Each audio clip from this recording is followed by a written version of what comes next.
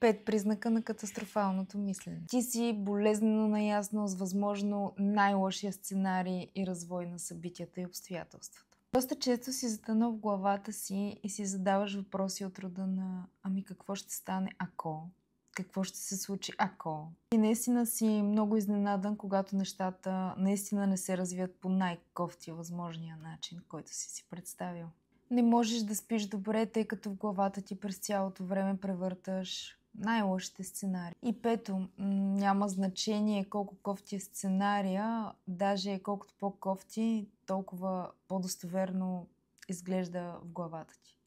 Да катастрофизираш е изключително неприятно, както за теб, така и за околните, тъй като това носи една изключителна тревожност и стрес. А това по никакъв начин не помага на живота ти. Ако не знаеш как да се справиш с това предизвикателство,